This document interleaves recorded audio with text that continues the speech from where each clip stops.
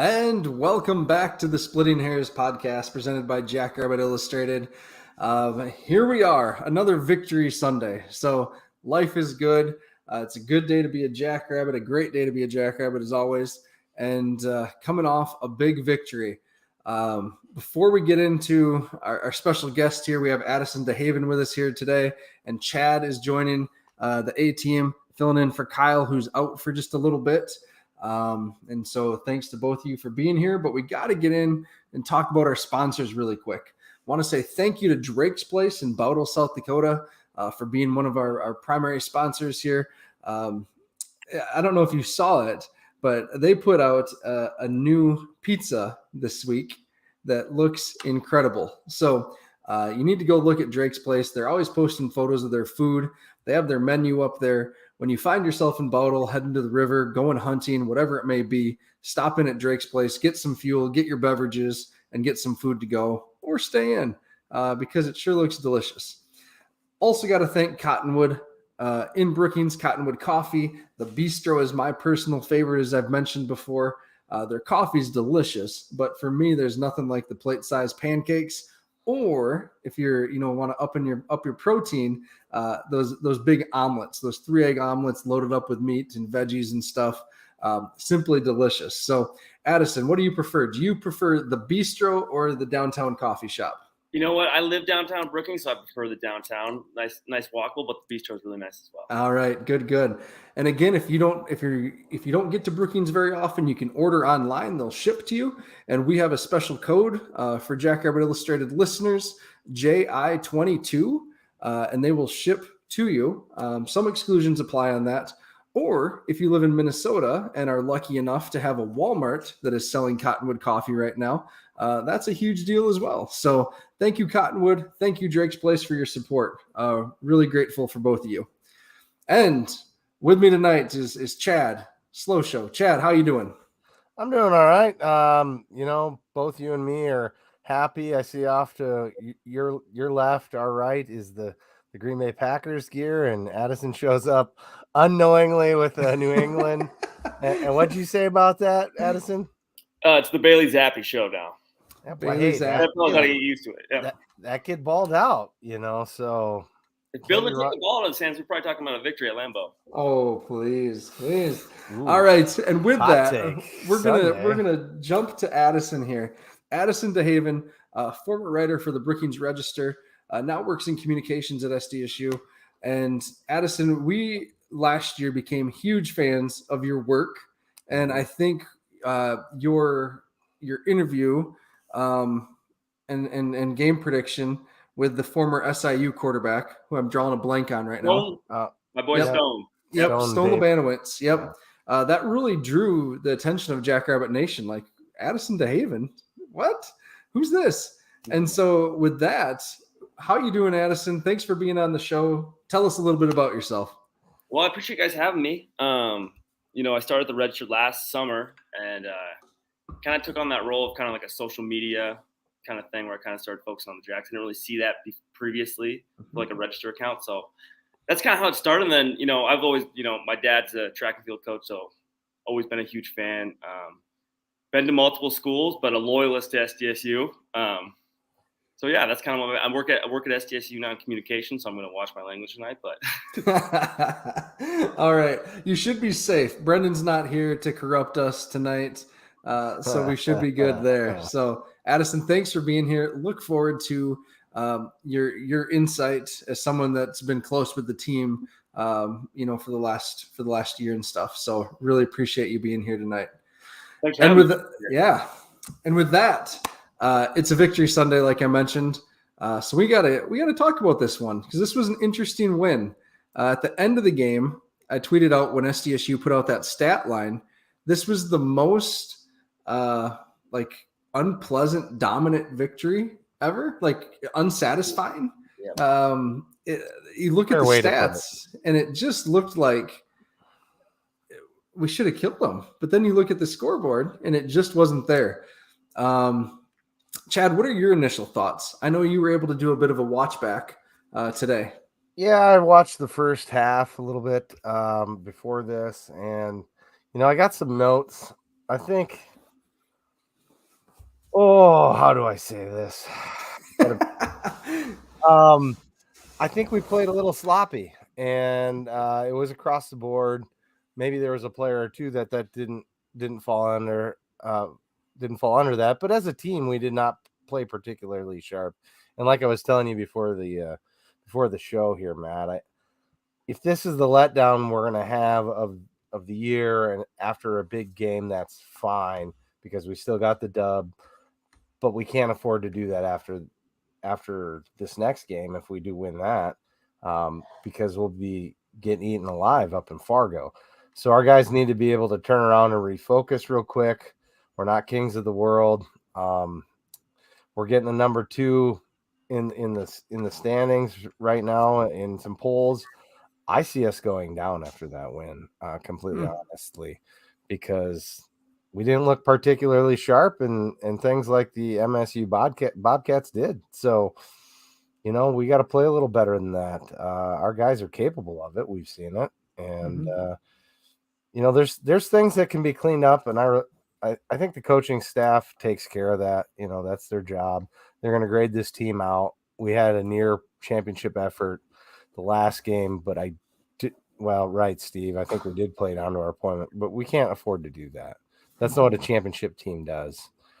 This should have been a 50 butter burger. Everybody knows it, and it wasn't. Our guys, our A's, our ones should have come off the field by the end of the first half. That wasn't really in the cards the way we were playing. Western, to their credit, played really well, I think. They had a great game plan and did some things. So, I mean, they got players too, but our guys didn't execute at that championship level. That's what it comes down to, in my opinion. Yeah. That was long-winded answer. Sorry. No, you're all good. I guess Addison. we're long form. Yeah, right. Addison, I want to hear what are your thoughts, initial thoughts? Well, I mean, like Chad was saying, it did feel like a little unsatisfying, but really felt like we coasted. That's what it really seemed like that second half. We were just on cruise control, which, me personally, I don't really mind that heading to a big game next week. It might have been even a look ahead spot here.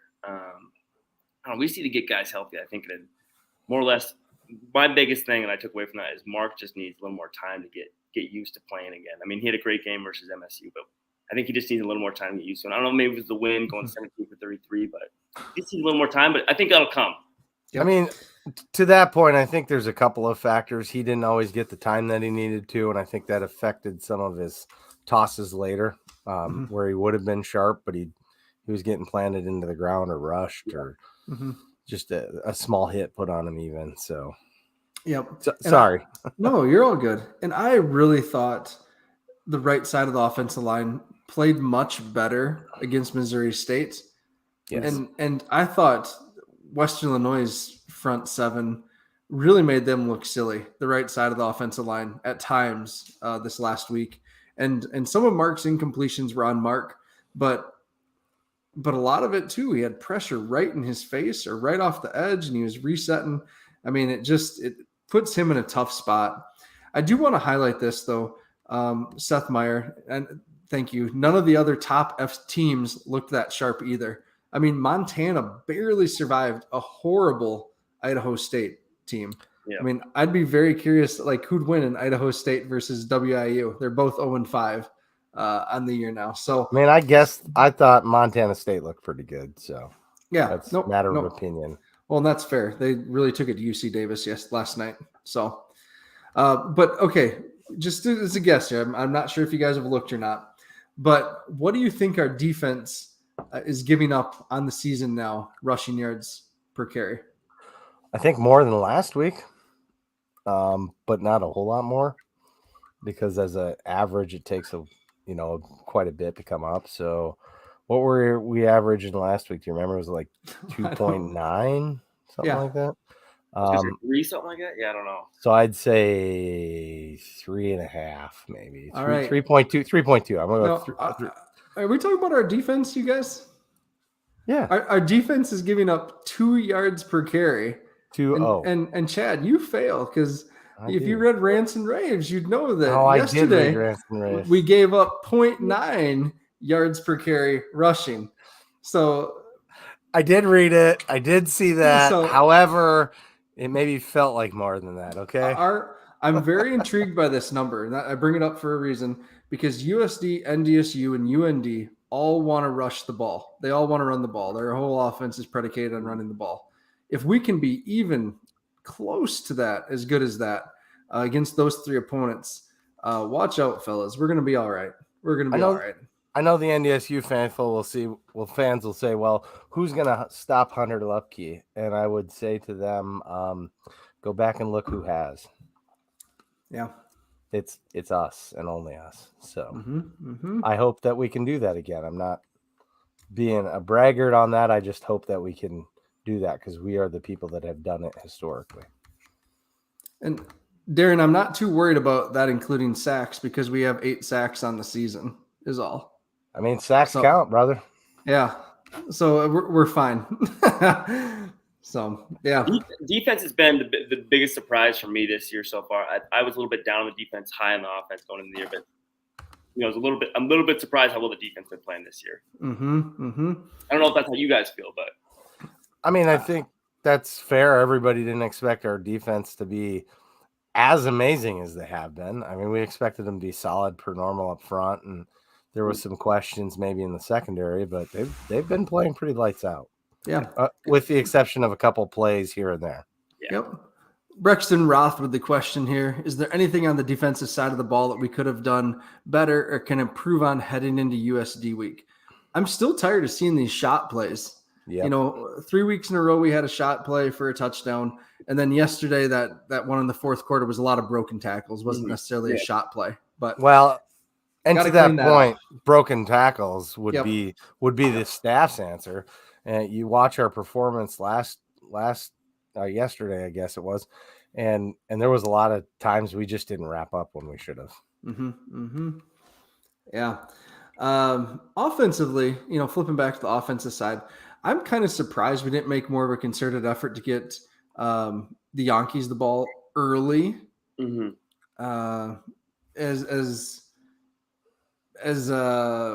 As they did it at Missouri State. It worked so well. Even before Zach Hines got hurt, I thought we could have got Zach Hines the ball a little more early too. So I don't know. I just don't know what we were trying to do or set. I know we wanted to get Isaiah going, rushing the ball, which is awesome. But I really think our offense works best when we can pass the ball and stress the defense that way a little bit. I don't know. No, agreed. Yeah. Especially, I'm sure we'll talk about this at some point, but that Zach Hines non-targeting call is unbelievable. I was just gonna say something, but you started talking. Absolutely. I don't know what targeting is. It was let me read my notes. What is targeting? Let's see. It's got to have crown of the helmet, launching, and defenseless receiver. Guess what? It met all 3 criteria. Yeah. There's so many more weak calls of targeting now that you see, and then the obvious ones. How do you not throw a flag there? It's unbelievable to me. I'm convinced we're the only team in the country that targets because we get called for ones that shouldn't be, and then don't. Or did they change the stress amongst the officials? Like the emphasis. I mean, did they change that like going into the MSU game? Because if you ask me, both those plays that were replayed, targeting. Yeah, our guy, their guy. Too. Not even like an egregious targeting call. Yeah, well, that one this last week Saturday, yeah, that was egregious. Our buddy Cale Reeder, who's been rung up a few times now for targeting, has to be wondering what the hell targeting actually is. Like he has to be like the rest of us. Gosh. Well, I don't know how you coach that. Like, right. Telling guys if it's not consistent. Stick talked about it on his radio show. Sorry, Matt. I pay attention to everything, including your rants and raves. But he talked about it like on that interception that our guy ran back and how he got took down from behind by Jason Shelley last not this last game, but the last week. If the guy that was blocking him would have pancaked him, that's targeting. Doesn't make sense to me, but apparently that's the rule. That's how I heard it. I don't know if you guys caught that in the Stig show. I didn't hear that. Interesting. I might have to listen back because that'd be interesting, huh? Yeah, because the quarterback has extra special protection, which those prima donnas need to get hit harder. If you ask me. Yeah, right. There is something about going after the quarterback after they throw an interception in college football, though. I'd be surprised if it's targeting, but it is a penalty in some sort. Well, maybe that's what he meant, but like, Yeah. I get it. Don't just go out and smack the guy because now he's a defender, but like, Yeah. I don't know. Yeah, I want to go back to this from Seth. I think we were making a concerted effort to get others the ball since we were so dependent on the Yankees and Hines the week before. I can see that. And this is a good tie-in to getting AJ Coons the ball. I really want to see AJ Coons on the field more. Nice reception early in the first quarter for a first down, 19 yards. Had the key block last week on the closing touchdown. Big bodied receiver. I've mentioned this before, that the coaches that I've talked to compare him to Jason Schneider, who's, the second or third best Division I receiver we've had in Brookings. Phenomenal player. And if that's who they think compare him to, we need to be getting him on the field, even with the Yankees ahead of him. And I just think he's doing a lot of the things really well. So he's a player that, hey, get him the ball. Mike Morgan finally had a reception after hearing about how much Mike has improved and how good of a player he is, run after the catch.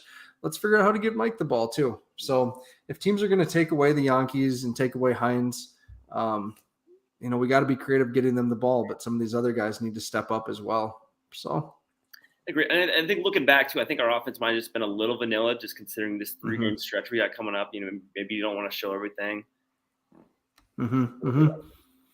That could be. We probably don't need to show everything. However, we did do the flea flicker. Yep. And I thought that was a good play had it been executed properly. We took a little bit too much time on the decision making on where to throw the ball. If we get that ball out a second or two earlier, I think that's a big play. Yep. Hey, Deb Gronowski said the plan was to run the ball, and that is what they did. They ran the ball. Damn right. Thanks, Deb. Did. Yeah. Hard to argue 7.4 yards to carry for Isaiah. Exactly. Right here, who do we got? They got a question about Rudy from Terry Jungen. Is Rudy hurt? Haven't seen him much for these short yardage when needed. Yes, Rudy is hurt. He's going to be out for a little while. It sounds like not a good one. So was surprised. Randy Jacobs was surprised to see that the Hogs played every snap. Are we that banged up that we didn't have anyone for mop-up duty? Great question, Randy. Ethan Vibert was listed on the depth chart, did not warm up, but he was moving really well on the sidelines. Bo Donald, I did talk to him just a little bit before the game. He said he'll be back soon. He was moving really well as well. So there's some depth right there. If we could get those two back, that's some swing depth on the interior and on the edge. I also think, they're going to have to play a full 60 minutes here. The next 3 games, next 3 weeks, likely. Some conditioning things that I think to work out. So, yeah. Steve Anderson asked, couldn't Davis get one more yard? I'm guessing you're going to have to take that up with him, sir. I mean, thanks, Steve. If it was that easy, sure. There was a bad spot. There was a bad spot in there, Steve, at one point. I don't know, just an overarching thought, though. I think it's hard to just take a whole lot away from the Western Illinois game, just considering everything going on with there. I don't know. It's really hard for me to think about with the look-ahead spot we got coming up here, that they were too concerned about the game. But well, Addison, that's a great point. I was able to talk to Scotty Quaz before the game, just a little bit on the sideline, and he said, this is a tough game to prepare for because WIU came out with in their first 4 games with 4 different offensive game plans. It looked like, different quarterback every game, essentially. One game they had a heavy rotation, then another starter. Just how do you prepare for that when a team doesn't even know their identity yet and really hasn't put, too much effort into establishing or put a lot of effort. It's a young coaching staff with a half new roster. I can't imagine that level of turnover. In that same vein, looking forward, some might argue that the past 2 years facing the upcoming opponent, we haven't had enough focus or haven't put enough emphasis on the rivalry. Maybe I should say. Yeah. Yep. I'm in that camp. what you're not alone. What do you guys think? Do we get refocused here and go out and, slap the mangy pups around? They didn't look particularly sharp in any of their games except for against NDSU, which is a game with high emotion for them too. Are they going to come out and be that scrappy team that they were against the Bison? Yeah, right. Hey, we'll get in them just a second. Sorry. We'll get in. Yeah, we'll get into USD in just a bit. I want to go back. Seth just asked or had a good comment here. As much as I like Isaiah, I'd like to see a more even split in carries between him and Amar. Something like 65-35 or 70-30. So I did notice yesterday when I was on the sideline, Amar was getting his ankle retaped early in the game. I think that is giving him a little bit of grief. But I would like to see Angel Johnson getting some more carries. Mm-hmm. If there's a crease for him, I think that's going to be gone. If he is fast, I know he had the fumble against UC Davis, but whew, that boy has some speed. Mm-hmm. Oh, Matt, there's something I wanted to mention here, though. You brought it up in your Rants of Rays article. The special teams was a little interesting yesterday. Yeah. Not necessarily for what happened, what could happen. It felt like we were going to get our extra point blocked almost every time.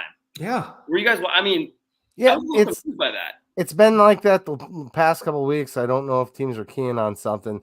This last week here, yesterday, it was a guy from the edge that basically was completely unblocked. The week before it was they were loading up what would be our left hand side. Yeah, I don't know. People are seeing something. It's slow. The time Well, I think something's going on with the just the timing of everything. It just looked slow. The blocked field goal was slow. I don't know what's going on. It was real slow. And I don't know, what not going to be concerned versus Western Illinois yesterday, but we go up to Fargo, we go up to Grand Forks. We're gonna need those extra points.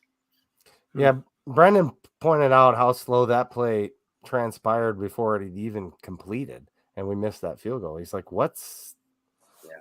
Yeah, and then we missed it. And he's like, "That was slow." I was like, "Yeah, I don't know." Yep. So yeah, and Stig brought up in the radio interview, right, that the one delay of game or timeout we had to burn was on him for not getting guys out soon enough. I didn't understand that fully. I mean, the Tyler Feldkamp, I've been excited about him as a punt returner, but yesterday, like raising the hand after he caught it, just some of the stuff back there, it just makes you kind of like pretty funny. Ooh. He's lucky he didn't get smoked. The guy really did pull up on him. So I do like that we switched to a different kicker on the kickoffs. I think that's a good thing. I would like to see 0 kicks out of bounds. That always drives us nuts. Mm-hmm. And I would like to see kicks into the end zone. So when you're kicking into the wind, it goes 20 yards short, and they don't know what they're doing, and we get the ball back. I do wonder on that. I think it was fortuitous. Sorry, Chad. No. I was just gonna say that's fortuitous that happened, but yeah, I think there is a concerted effort to try to pin opponents deep, inside the 20, and they did that a couple times against Western.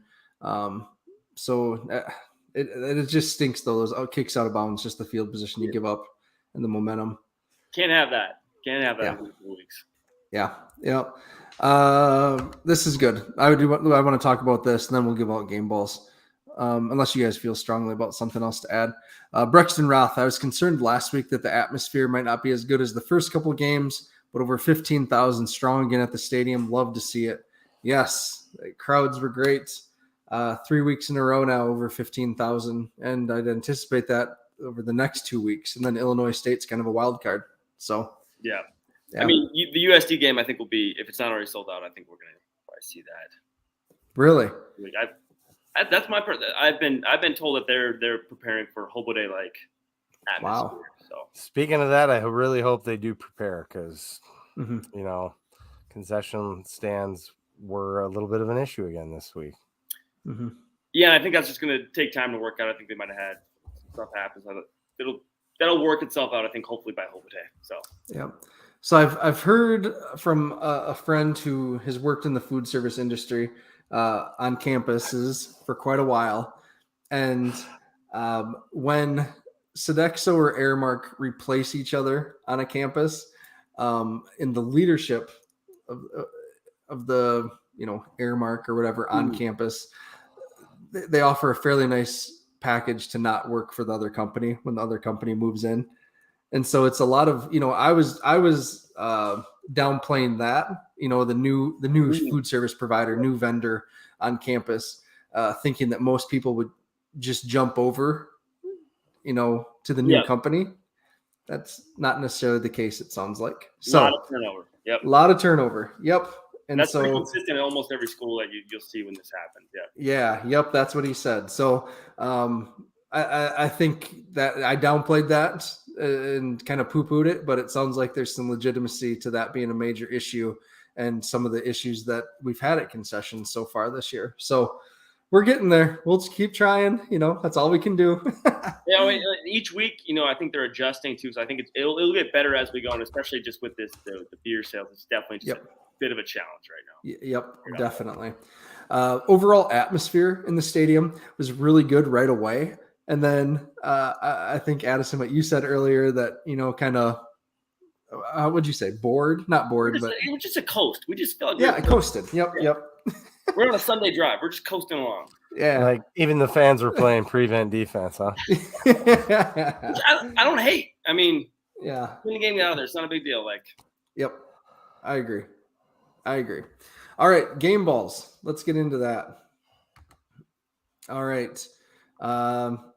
So on offense, I'll start with offense because I think this one is fairly easy. Isaiah Davis was Missouri Valley Offensive Player of the Week, went over 2,000 yards for his career. We had that in the what to watch. And I'll admit when I added that he was, 164 yards shy. I didn't think he'd get it this week. I thought he'd be out of the game long before he had a chance to get it. And he did. So congratulations, Isaiah. You got your first 2 touchdowns on the year. So you get my game ball for offense. It's really felt like a breakout performance and just kind of get him back get him back kind of a little bit more on track this season too. I think that was a good concerted effort to get him the ball too. So Chad, anyone? I don't know how you can argue with that. He had probably the best game out of our offensive players. So I just can't argue with that. All right. Defensively, Addison, you're our guest. Who would you like to give a game ball to for defense? Matt, who'd you say in your rants and raves today? I'm not telling you that. I almost said it. I don't know. It's tough for me to say. I mean, give it to the whole defense. Yeah. Played pretty well. Yeah. I gave it. Chad, who you got? You see. Well, I know now. I can say it now that Addison. I know that you picked Adam Bach, and apparently number 11 is a really good football player, no matter what side of the ball they're on. So Jason Freeman, Adam Bach's such a good football player. He jumps off the page, brother. I mean, if I have to give it to one guy, it's Adam. Yep. If I give it to a D lineman, and I'm not going to just choose a position group because that's a cop out, I'd give it to Reese because he was playing his butt off this last week. But yeah, probably Adam Bach, 32. Yeah. So Adam Bach finished with 8 solo and 2 assisted tackles on the day, all over the place. I split it between Adam and Jason Freeman. Jason had 5 solo tackles, a tackle for loss, and a pass breakup. I wrote about it specifically what I liked about Jason Freeman in the rants and raves. And that opening series, man, the way he came across, those little end arounds that WIU likes to run, was worried about that. Those guys are fast. And just to see him close and finish the play for a no gain, and then how he shed the block on that draw on 3rd down. Just the combination of being able to do both and do them well. I mean, he must have just been killing people at the NAIA level. Addison, there's a story for you. You're so good at this research stuff. Like, profile Jason Freeman and figure out his story. How the hell does he end up at Nazarene in Illinois or wherever it's at? Is it Northwest Nazarene that he was at, or Nazarene? I don't know. Northwest is out in Boise. Yeah, no, this guy. The other one. Man. So it just, I mean, I know he's short, but he's built and he's fast and loves to hit people. Yeah, Randy Freeman may be faster than some of our DBs. So Potentially.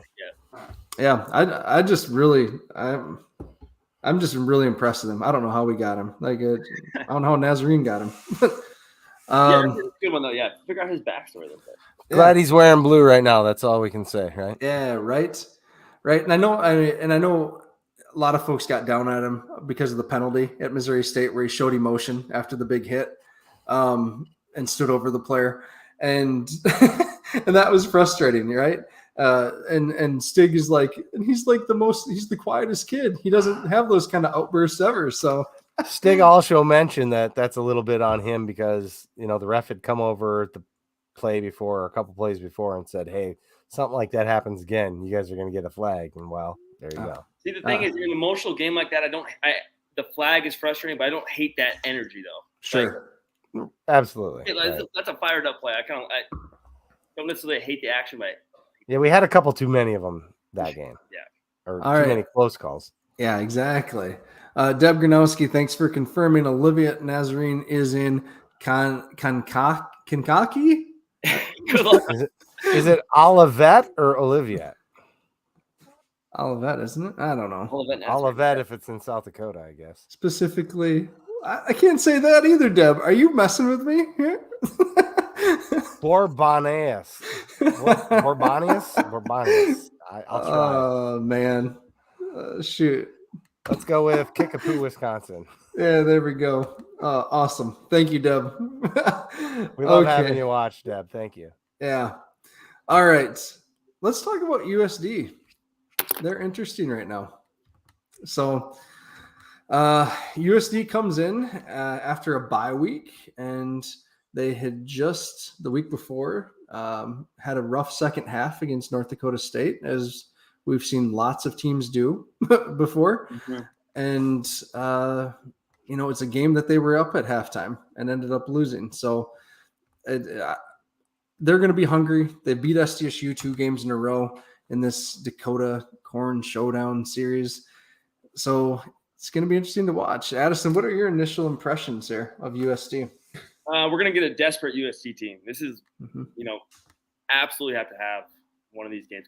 I mean, I would assume that they probably think they need this game this weekend, and especially after last year's. Because I don't know where you guys were when the play happened, but I was at Cubbies. The ball went over my head and landed 3 seats down from me. Oh, really? I didn't see. Yeah, the guy that's in all the Midco commercials, Brendan on the B team. Yeah, he could have reached out and grabbed it. Gotcha. Yeah, so I was at Cubbies, whatever, watching the game. People weren't really paying attention until like the final couple plays. It's the only time, and pardon my French, I've heard a collective fuck out of the entire Cubbies crowd. It was yeah.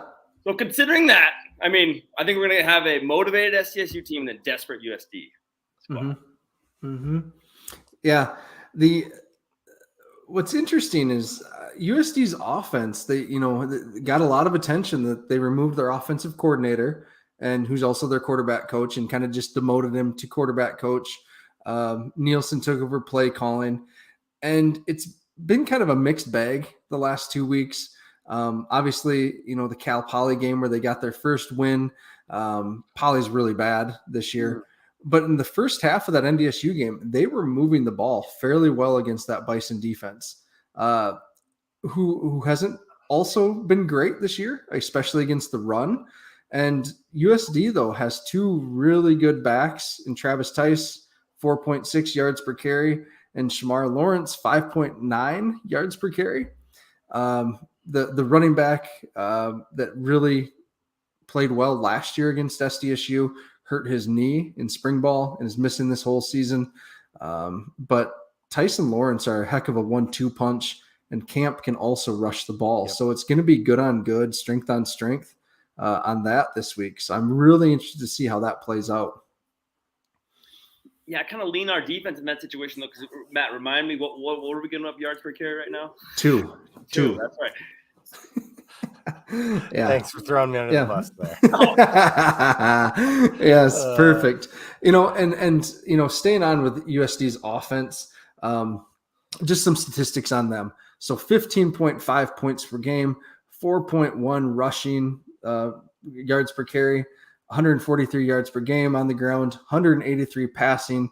They're not good right now on third down, 29%, and they have allowed 15 sacks. Somehow USD's offensive line is always young. They have Alex Jensen, who has a shot at getting drafted at left tackle this year. Really a good player, moves well for his size, came in as a tight end down there and just added bulk and just really, just a really good prospect for them. But their other linemen, again, they're just young. It doesn't make sense that every year USD's offensive line is young. And so I'm interested to see what the chain gang can do against that, because they're having such a good year. They're healthy, other than Brian Williams, excuse me.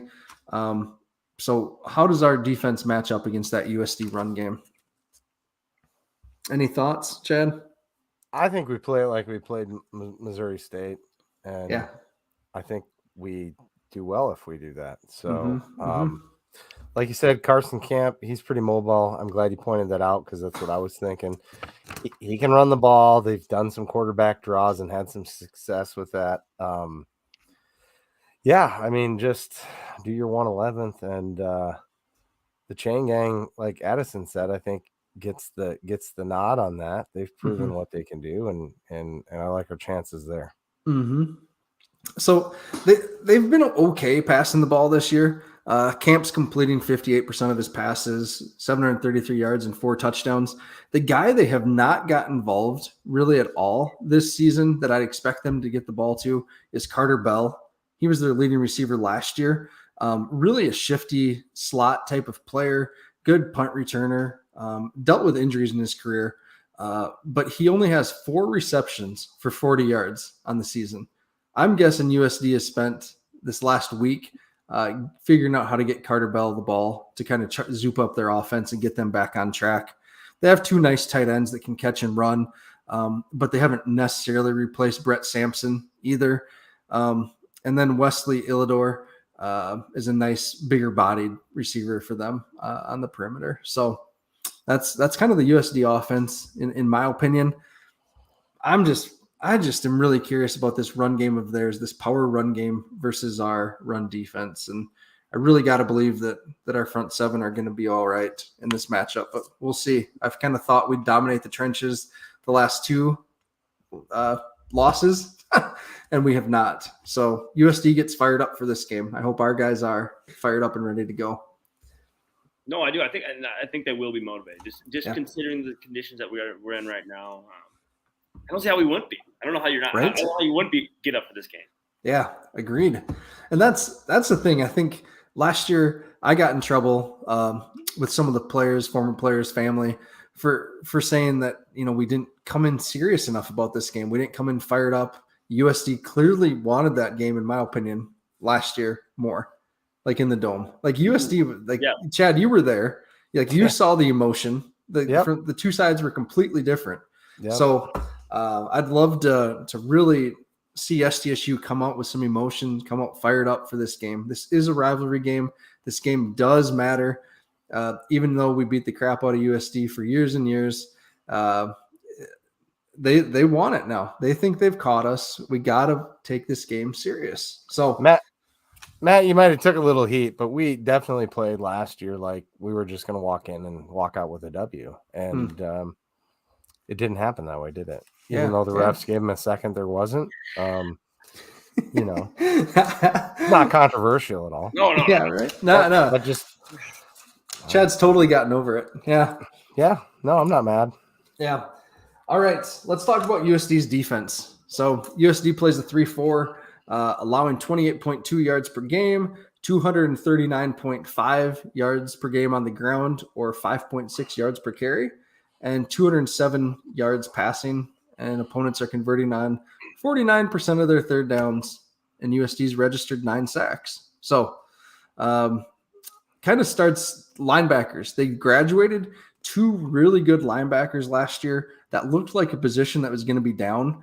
Brock Mogensen has really stepped up. He's the leader of that defense now, 31 tackles. Peyton Hillis, which I think is obviously a kind of a fun name, Cleveland Browns throwback. And he's leading the team with 39 tackles, 4.5 tackles for loss and a sack. And then Michael Scott, they have like the all linebacker name team. Michael Scott has 26 tackles, 6 tackles for loss, and leads the team with 3 sacks. So their linebackers are really active. They like to blitz, and really great names. So, I mean, when it comes to a run game, I hope their linebackers don't have the day and the safeties do, but that's just my opinion. Yeah, right. I'd like that. That 3-4 active. The front line. Brendan Webb's a hell of a player, big player. Nick Gaze had a ton of sacks last year, has just 1 sack this year. And then Holden from Watertown, he was recruited by SDSU, kind of a tweener size-wise. He was a fullback in high school, and I think linebacker. He's up to 290 now at nose guard. So he's really filled out down there in just a couple of years. So good for him. Good for whatever he's eaten to get up to that size. I'm interested in just seeing him and how his body has changed, because I remember him as a recruit, kind of just thinking like, oh, he's not fast enough to play a linebacker, maybe fullback. We didn't know for sure, but nose guard is where he landed and playing well. 9 tackles, 1 sack for him. The player to watch on their defense, though, that we're going to have to be aware of is Miles Harden. He's a hell of a cornerback. 31 tackles, 4 tackles for loss, 1 sack, 3 interceptions, and a half dozen passes defended or broken up. So really a good player, really moves well. He's one of the best cornerbacks in the Missouri Valley, in my opinion. I had him on my all preseason Missouri Valley team. One of the only people that did. And I really like him as a player. So we'll see. Got some USD comments here. Scott Rust, USD's defense does not have depth on their line. Agreed. Yep. That's what was going on in that NDSU game too. Second half, they ran all over them. Yep. Terry. So sick of that commercial about the last damn play at USD. I want to smoke them bad. You and me both, brother. You think you're sick? Talk to Brendan. Jordan Fink, hey buddy. Hope you and Rihanna make it back this weekend. By the way, I know you guys have your pharmacy, or she has her pharmacy weekend, so I hope you're coming too. Really want to see the Jacks hold the ball for much of the game, have a 10+ minute time of possession advantage. We didn't even talk about time of possession against Western Illinois. Huge. Yeah, 41-18 or something, 42-18. Yeah, bonkers. I agree, Jordan. That'd go a long way to winning the game. We got to convert. No empty possessions. We got to score points. Randy. Why? All right, we're gonna not even repeat that one. Anymore. Jamal. Hey, Jamal. Thanks for being here. Yeah. Oh, we lost Matt there for a second. Oh, okay. You're back. I'm back. Yeah, I think this is kind of Jamal. Win the turnover battle. Win the turnover. They were sloppy versus NDSU. If they're sloppy again this weekend, it'll be tough. Yep. Good. All right. So at this point, we need to talk about our predictions presented by Culver's. So Culver's and Brookings and Watertown stop in after the game. You're probably not going to want to stop in before tailgating. Maybe you don't get to town in time. Get some of those cheese curds.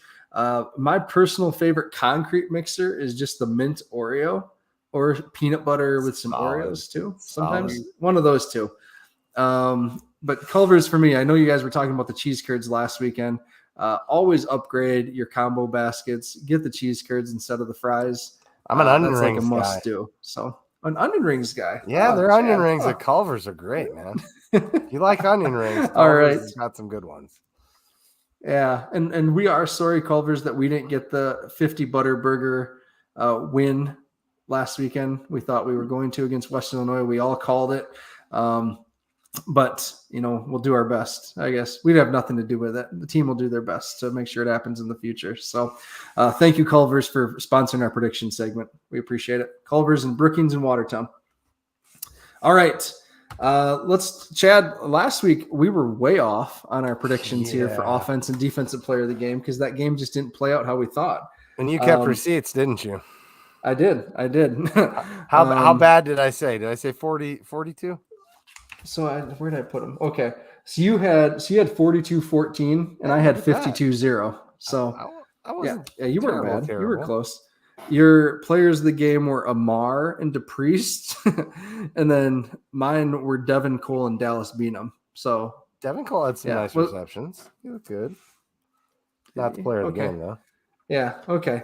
All right. So this week, for this game, I'm going 28-21 SDSU. I don't think we kill them. I think there's just too much emotion in this game. I'd be shocked by it. So 28-21 SDSU. Chad, what about you? Oh, I was thinking more along the lines of 34-14 again. Okay. I think our guys are revved up, come out and hammer home some, and then USD claws back a ways, and then we shut it down in the fourth quarter, and that's about where I'd like to see us. Sounds good. Addison, do you want to play this game with us? Yep. I'm thinking like 35-10. I think we flexed a little bit in the second half, though. Okay. All right. Chad, you want to start with offensive player of the week? Yeah, sure. Jamal says 32-14. Steve Anderson has 35-17. Offensive player of the week, I'm going to give it to Tutu. I think Zay has a day, especially in the second half. Yeah. Okay. All right, Addison. I think Mark's going to get kind of back to kind of what we kind of expected going in the year. And then I'm not saying throwing the ball. I think they're going to have him run a little bit more here. We're going to see a little bit of that this week. Okay. I'm going with Jaden. Jaden Yankee is going to have a big game because Miles Harden's going to be on Jackson and following him around. So I think that could be an area where we take advantage of that second quarterback spot. All right, Addison, you want to start with the defensive player of the week here? Next week on this show, you're going to give the game ball to the entire defense. Entire defense. All right.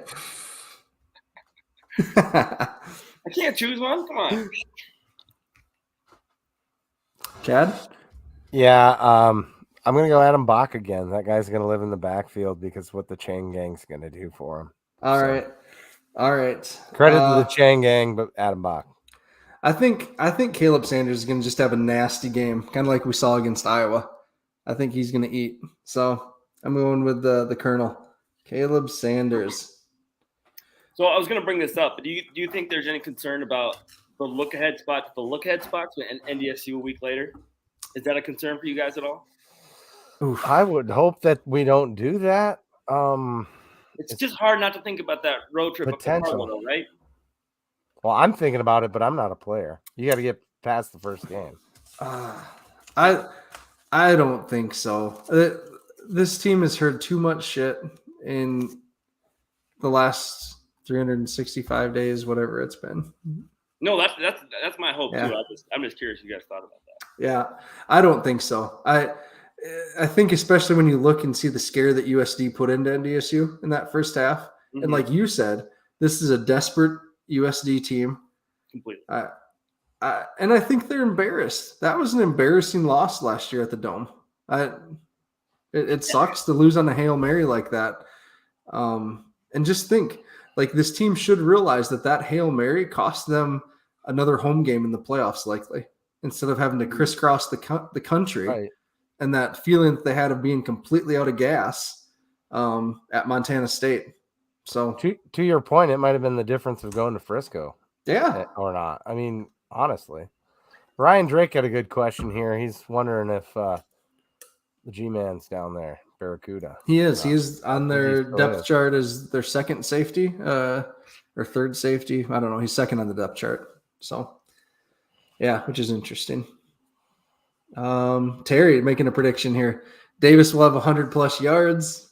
All right. Yeah. Seth, we're with you. Yep. Better not be looking past. No, I don't think so. It's something to, NDSU are national champions. It's hard not to get ahead of that game. Sure. And I would also say this. I would say the more current fan base of SDSU probably considers NDSU the much bigger rival. Absolutely. Yep. Ah. Oh, I agree. Yeah. Yeah, home game and a bye, Jordan. Yes. Yep. Which will be 2 buys back to back. So that'll be interesting if that does happen. Yeah. No, he's talking last year. Oh, sorry. Yeah. Yep. I was thinking. No. Because we had to host UC Davis. Gotcha. Yeah, right away. So, yep. So I don't know. I'm expecting a huge crowd. I don't know how much red we'll see. Really, I'm very interested in that because they just have not had a good crowd at either of their home games yet. But the only time their crowd show up is when they play us. Yeah. 70-30. That's what I'm thinking. Oh, really? I think I'd be surprised. Yeah. Okay. I think USD people creep out of the cracks or whatever. Creep out of the. That's perfect. Well said. Well said. Come out of the shadows. Yeah. Quote by Addison DeHaven. Yeah. Right. All right, Addison. You wanted to play some would you rather and kind of looking at playoff scenarios.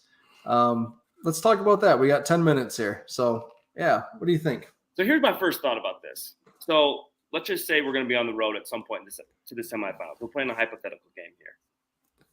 Would you rather be at NDSU or at Montana? What would you as a team want to be? And by Montana, you mean the Grizz? Yes. Absolutely NDSU because we know the atmosphere. We're used to it. We play there all the time. Yep. That's why I go that way. Yeah, absolutely. I'd rather be at NDSU. Familiar with that atmosphere. It's an easier trip to make than going up to Montana. And I think the folks that were at that playoff game in 2008, the first one, were pretty blown away. Whatever year that was, we're pretty blown away by the crowd. Yeah, the nightmare game. Yep. The Mariani game, the Mark Mariani game. So, yeah. PTSD from that. Yeah. Yeah, some of these comments just aren't going to be put up. Yeah. Paper hands, Moon Boy. Welcome. We'll do another one. Ron, we love you, but yeah, ain't getting up. Okay. Semifinals again. Would you rather go to at Weber or at Sacramento State? I'd rather go to Weber. Weber's offense is boring, in my opinion, and we match up well with that. It's a beautiful scene as well. They went to Sac State last year. I'd like to avoid Sac State because their offense looks nasty this year. And they'd want revenge on us too. They probably feel like they were, ripped off last year. I'd like to go to Weber State. I mentioned that a few years ago. I'd like to go to Weber and I'd like to go to Maine to play those two programs. So, yeah. Maine would be a fun trip too. Yeah. And I'm with Matt for the revenge aspect. So, Weber. Give me Weber. Gotcha. Yeah. Good question. Okay. We'll do one more here. What Missouri Valley's team in the playoffs do you not want to see outside NDSU?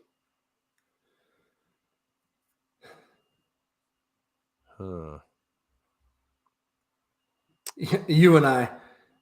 Yeah. I don't know. Well, yeah, but that's if they get there.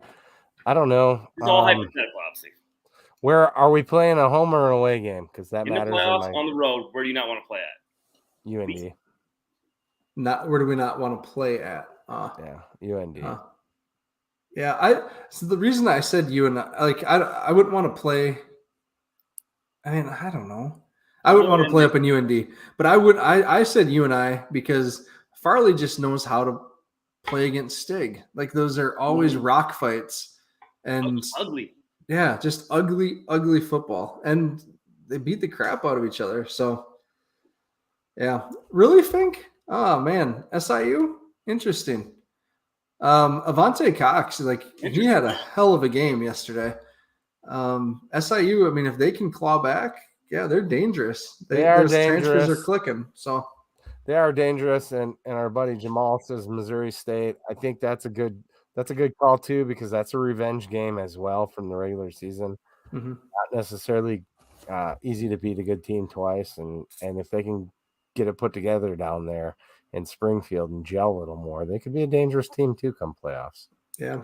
We played well versus Missouri State, but we also caught them at a perfect time after the Arkansas game as well. So I'd be concerned going down there again. Yeah, I would take Southern Illinois or Missouri State at home though. I think especially in December, Oh yeah. those pass happy offenses we've seen just completely wilt in frigid Brookings. Give me a 30-mile-per-hour, 25-degree day. Perfect. Yep. Just a little worried about that sock Lukey. Sock Lukey. God, that's great. Reddit for the win on that one, man. Okay, I had a couple more questions for you guys. Just get your opinion on this. This is not quite SDSU related, but it might be a little trickle down effect. Who do you like at Nebraska? New head coach. Ooh. Isn't it? I mean, do we get to pick, or who do we think's the front runner? Who do you think it's going to be? Who do we think it's going to be? I'm saying that because Wisconsin fired Paul Chryst today. So. Yep. Right. I think they're gonna call Urban Meyer and see if they can coax him back. What? Yeah, that's who it's gonna be. I'm afraid that actually might happen. I'd like to see Kalen DeBoer get the nod, but that doesn't mean that's going to happen. They're so sick of losing down there. They're going to throw so much money at Urban Meyer that he can't say no. Yeah, I don't know. I mean, that'd make for a great reality show. I'll tell you that much. Yeah, right. I think they want Iowa State's head coach, honestly, but that's a bad play for him, in my opinion, other than just for the money. That feels. I don't know. He'd fit in well with the Nebraska culture a little bit, but I don't know if that's really the best move for Matt Campbell. It's not the best move, but I think when it comes to dollars and cents, it might be, unless he has aspirations to somewhere right after, his tenure currently. Yeah, I mean, he was getting tossed around in NFL rumors, but I think that's kind of gone by the wayside. Mm-hmm. Yeah. Mm-hmm. But I would say, I want to see Wisconsin hire this guy, but the guy at Kansas, Lance Leopold, I think he'd be a great hire. I think he's probably going to either go to Wisconsin or Nebraska. But where did he come from before? Buffalo. That's right. Yep. Huh. I mean, what a job turning Kansas into a AP top 25 team. That's unbelievable. They got game day coming up this week too. Yeah, Steve Anderson, prime. Matt Campbell, is Wisconsin and Nebraska a better job? What do you think on that, Addison? Well, as someone who's from Madison, Wisconsin, and went to Wisconsin for 1 year, I'm going to say Wisconsin. But in terms of the resources, obviously Nebraska, they got a huge fan base. The NLI system they got down there is unbelievable. If someone could capture that, they would return back to that top 15, top 10 power. Now, I don't think there won't be an Ohio State. They're not going to be a playoff caliber team, but they can get back to that top 10, top 15 if they can capture that fan base a little more. Yep. I think Wisconsin's a better place for you too, because their fans aren't as delusional. That's just a fact. Chad. Hey, I had to put up with all the Husker fans in the 90s. It's not the 90s anymore, bud. But one name we didn't really talk about, up and coming coach, would be Missouri State's head coach. That could be interesting. Petrino, really? Bobby Petrino. Petrino, that's a wild card one. Huh. But look at what he's done down there. Like, he has FBS experience.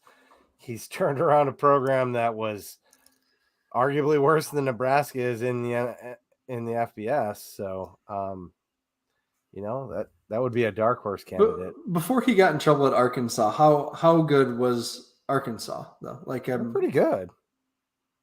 They had some decent seasons. Was he coaching them when they had Peyton Hillis and Darren McFadden? And was that? I don't know the answer to that. I don't remember that either. Yeah. Oh, Steve King says Matt Campbell has expressed interest. For the Nebraska That is news to me. I guess. Nebraska? I'm assuming that's what he means. Well, okay, could be Wisconsin. My bad.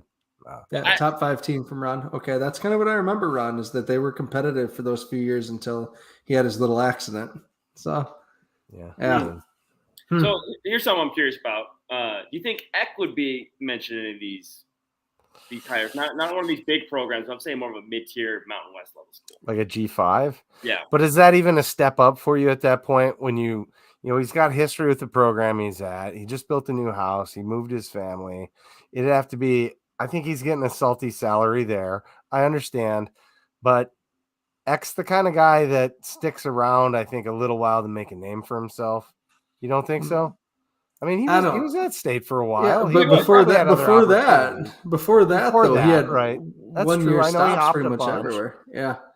I'm just curious because he's done a really good job up at Idaho this year, so that's why I'm curious. Like, he might be getting maybe a couple of rumors here and there. Yeah. Hey, let's go to the Jamals. I want to talk about Jamals. So, because this is interesting, what FBS team would you like to see SDSU play? We've talked about this. Yeah, you got a lot of opinions. Shoot, dude. I'm not a fan of playing the FBS level schools right now. I think it's good for the money aspect, but I think it just hurts. Yeah, it's good for the fans too, though, and the exposure. No, it's got its positives on the peripherals of the football team, but when they break it down to the actual game, I'm just not sure if there's a lot of positives there. Yeah, after the Iowa game, I said the same thing. I said I'd never want to play Iowa again. With all the injuries we walked out of there, like the physicality of that game, what good did it do us? That's my question. Sign me up for any Mountain West school. I was going to say, do you guys feel the exact same way last year after we beat the tar out of, Colorado State? Is it a different question because of who we played? It's a different level. Yeah. When we played TCU, we came out fairly unscathed. That was a heck of a game. Yeah, but again, I think program, in my opinion, there. Yeah, I don't want to see us play Iowa again. The physicality of it. How about Wisconsin? Camp Randall would be fun. I'd like to go there. It'd be fun. It'd be a blast. Yeah. I want to see us play those Mountain West level schools as much as we can. Yeah, Wyoming, Northern Illinois. I'd love the MAC. Yeah, that kind of stuff. Darren Amick, Northern Illinois would be love to go out. Sign me up. Let's go get a W. That would feel great. Thank you. That would be a really good one. Playing those MAC schools, I understand they're hard to schedule because they got to make their money too by playing the Power Fives, but those would be such great games. They're kind of regional as well, which is nice. Yep. Thomas Dunn's chiming in here. Yeah, we need to talk about that quick. Yeah, you got it, Chad? Or you want me to get it? I got it right here. Hold on. Okay. Just give me a second to pop it up. So Thomas Dunn, the leader of the bus trip to Fargo, coming up here with Connect 2140 in Brookings. If you didn't see, we kind of talked about it last week on the B team. $150 gets you to Fargo and back on a bus, gets you into B-dubs. And food. Yep, a ticket to the game. You do have to purchase your own drinks, but it sounds like you can bring your own drinks on the bus and drink all the way up and back if you want. Safe way to get there. It's going to be an awesome environment up there in Fargo. If you remember right, the B team will be live for a live show with Matt Frazee of FCS Fans Nation. So it's going to be an awesome live event. We're really honored that Thomas, you reached out and we got this set up. So thank you. And if you're looking for a safe ride up to Fargo and back, this is the way to do it, folks. So should be a lot of fun. And with that, anything else to say, guys? Addison, we've really enjoyed having you on, man. This is awesome. No, I appreciate it. Thanks. Yeah, I'm not the biggest X's and O's guy, as you guys probably figured out, but no, just your stories are really well done. The research you do to dig into it, and if you're able to find something kind of cool on the Jason Freeman stuff, that'd be something we'd really be excited about. Here. So that'd be really good. Yeah. Tammy, good question. Are pickups happening? We can get that answer from Thomas and maybe have it on the B team, or someone can reach out. And he said seats are available. I know they were looking at potentially. Thomas and the youngins talked a little bit at our tailgate about stopping perhaps on the way up at Watertown and picking a passenger or two up. So cool. All right. Thanks, Addison, for being here again. Chad, thanks for filling in for Kyle. Kyle, we hope you're doing all right, man, and we'll see you soon. So with that, everyone, go big, go blue, go Jacks.